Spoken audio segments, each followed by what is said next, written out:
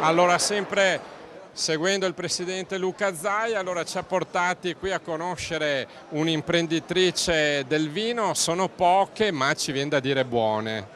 Assolutamente, poi le donne hanno un valore aggiunto e portano sicuramente un elemento di maggiore sensibilità e insomma anche capacità di intermediazione che nel mondo del vino è Allora, indispensabile. Corte Rugolin, la Valpolicella, quali sono i vini che Noi presentate, stiamo con cui brindando state con il brindando con il presidente? governatore a base di Amarone, direi che è il prodotto principe della nostra zona e senza dimenticare il Ripasso, che è un vino che sta avendo parecchio successo all'estero. I nostri vini comunque sono molto conosciuti all'estero, quindi sono sicuramente il gioiello della nostra zona. Ecco. Allora, presidente Zai, anche l'Amarone comunque è un bel biglietto da visita per il Veneto. Beh, direi che è il biglietto da visita. Amarone, quindi la zona del Valpolicella, piuttosto che la grande DOC del Prosecco, DOC e DOCG, sono sostanzialmente degli apripista per gli altri mercati, per i mercati emergenti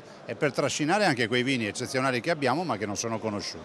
E poi immagino è bello vedere una donna impegnata in un'azienda vinicola. Beh, è tenace, è determinata ed è un po' l'emblema di quello che sono i giovani in agricoltura.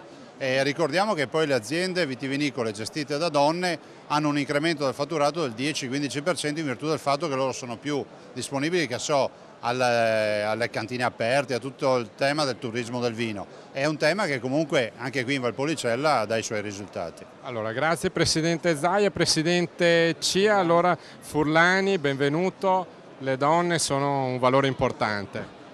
Ma le donne hanno una capacità, una tenacia che gli uomini sicuramente non hanno e quindi diremo che sono quelle che sfondano il nostro mondo e sono le nostre migliori ambasciatrici. Allora, viva le donne! Senz'altro vivo le donne.